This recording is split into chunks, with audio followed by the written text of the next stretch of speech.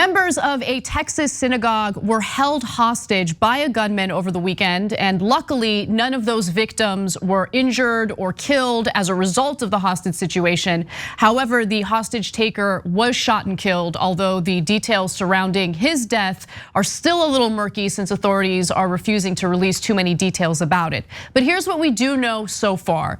The hostage situation lasted about 11 hours. The perpetrator here was a British national by the name of Malik Faisal Akram, and he held about 4 people hostage for 11 hours straight. But 6 hours into the hostage situation, he did release 1 hostage. Later, the remaining hostages were able to escape, and I'll give you the details on how they were able to do that. Now, these are the details that we know so far. The rabbi in this synagogue was the one who allowed the hostage taker in. He thought that he was actually doing something good, helping out a homeless individual. Rabbi Charlie Cytron-Walker said that he let the gunman inside the suburban Fort Worth synagogue Saturday because he appeared to need shelter. He said the man was not threatening or suspicious at first. In fact, he allowed him inside and then made him tea and had a conversation with him just to learn about his story. And in this video, the rabbi will explain when he realized that something was wrong. Let's take a quick look. I took him in. I stayed with him.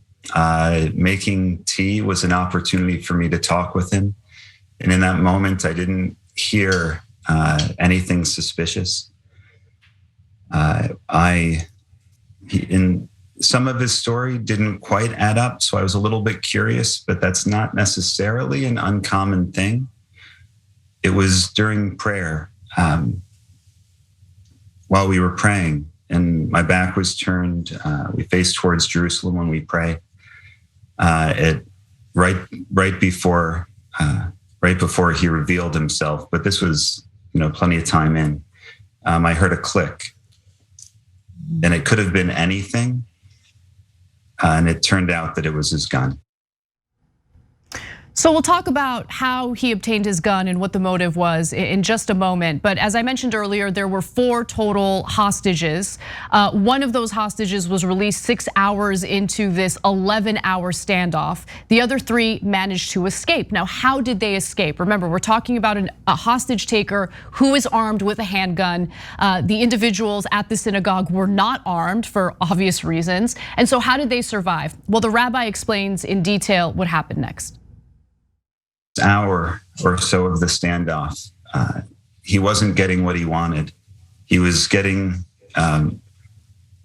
it didn't look good. It didn't sound good. We were terrified. And when I saw an opportunity where he wasn't in a good position, I made sure that the 2 gentlemen who were still with me, that they were ready to go. The exit wasn't too far away. I told them to go. I threw a chair at the gunman, and I headed for the door. And all 3 of us were able to get out without even a shot being fired. Which really is incredible. And him throwing the chair was part of the survival training that he had received previously. And luckily it did work. None of the hostages were harmed or no one died as a result of that. As I mentioned, the perpetrator was shot and killed later after the hostages were freed. Now, just to give you some more details on this, another man held hostage by the name of Jeffrey Cohen said that the men worked to keep the gunman engaged. They talked to the gunman and he lectured them. At one point, as the situation devolved, Cohen said the gunman told them to get on their knees.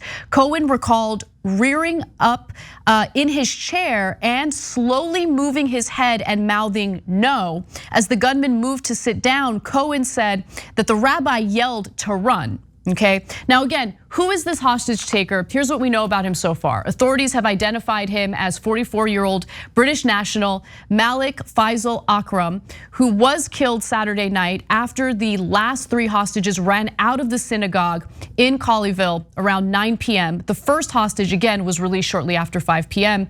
Again, authorities, for some reason, are refusing to explain who or how Akram got shot. The FBI also on Sunday night issued a statement calling the ordeal a terrorism-related matter in which the Jewish community was targeted, and said the Joint Terrorism Task Force is investigating. The agency noted that Akram spoke repeatedly during negotiations about a prisoner who is serving an 86-year sentence in the United States. The statement followed comments from the special agent in charge of the FBI's Dallas field office that the hostage taker was focused on an issue not specifically related to the Jewish community. However, I do want to add a caveat to that, because we're also learning that the reason why he targeted this particular synagogue could be due to its close proximity to the prison where the individual that he wants freed is currently being jailed or imprisoned. And he was also talking about how he believes that the Jews control everything and that they might have a line of communication to Biden, who might free the very individual that he wants freed from detention. And so I'll give you more details on the individual that he wanted freed in just a moment. But Cenk, I wanted to give you an opportunity to weigh in. Yeah, so we'll get to the Texas gun laws in a second, which is a huge culprit here. But first, on these issues, the rabbi is a hero in a couple of different ways. Not just in the escape, not just that he was proactive before there was any situation and got tips from the Anti-Defamation League, FBI, et cetera, on how to, protect yourself in a situation like this. But also, yes, it led in the wrong direction. But for him to open his door to someone he thought was in need that was not Jewish, and to serve him tea, et cetera, was both incredibly humanitarian and wonderful of him, but also might have saved their lives. He might have hesitated in pulling the trigger as they were running away because he had had a human conversation with these folks. So I just can't thank the rabbi enough for just being an absolute hero in this situation. And now we've been warning about the attacks on synagogues for a long time. This one does not fit the normal pattern. Lately, the attacks on synagogues have been almost exclusively right wing. But in this case, it looks like it's basically a Muslim terrorist.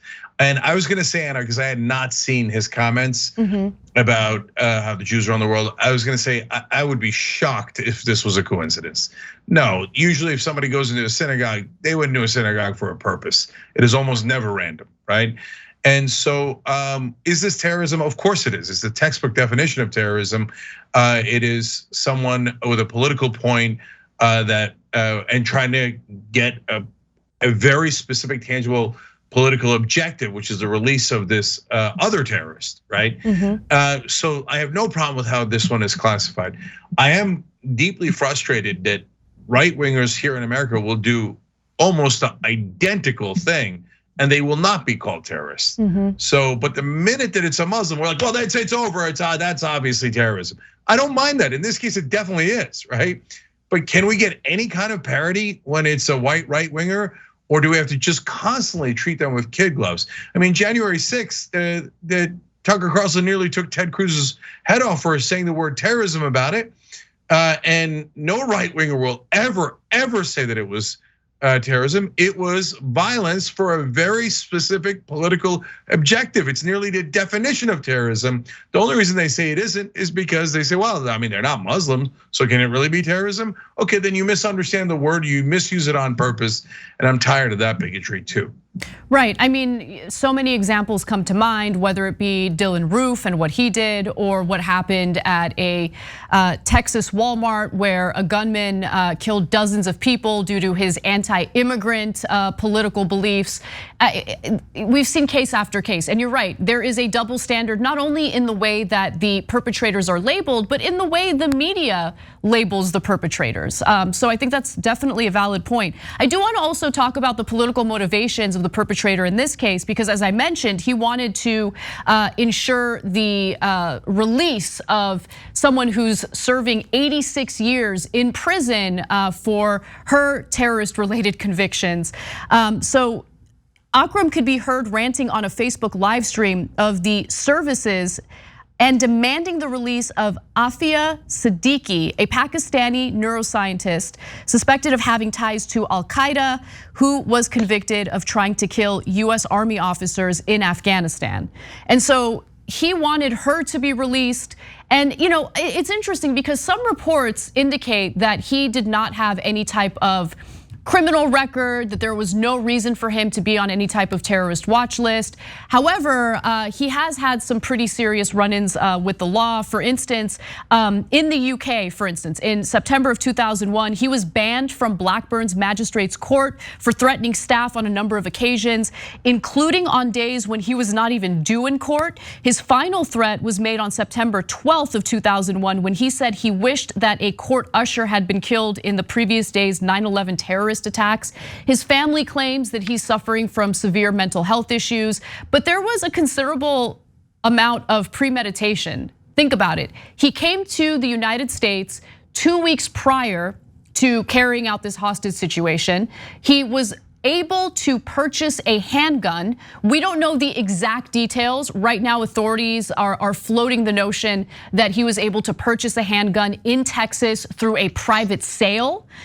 So that has not been confirmed. I just want to make sure you guys know that, but that is what the authorities are thinking as of now. And as we learn more details, of course, we'll either confirm or give you any update to that. But he clearly had a motive here. There was premeditation, if you ask me, that's my opinion. And given the fact that it's so easy to purchase firearms privately without having to worry about any type of background check, I mean, it's just a perfect recipe for this kind of situation. And luckily, none of the hostages were harmed. Yeah, so Anna, you had really good examples of white right-wing terrorists who are labeled mass shooters. That's not a pleasant title either, but it's not terrorist. And in fact, nobody even thinks to call them terrorists. It doesn't occur to them when they write political manifestos. But I actually have the perfect example. There was another guy from Britain who actually tried to kill Trump. Like, nobody remembers this. It got very little coverage. And it's kind of weird that somebody would try to do an assassination of Trump and you'd barely ever hear about it, right? Now, that British guy was not Muslim. He was a young white guy. And everybody instantly said, oh, mental health, etc. Now, look, this Muslim guy also has massive mental health issues, and his family said they can't believe that the authorities had not contained him better because of his previous threats. That's his family saying it, and they say that he had been in mental health institutions, etc. Generally, stable people don't turn into terrorists. So, but there was a white British guy and a Muslim British guy, and the treatment was so disparate. The other guy was not at all called a terrorist, even though he clearly was a political reason to try to assassinate the president. And the coverage was nearly non-existent. It's just amazing the stereotypes that are in the reporters' heads, media's heads, politicians' heads, and we all take it for granted. Now, the other thing that's important here is, a lot of right-wing talking points. Oh my God, the terrorists are going to come in through the borders. The guy flew in on a plane.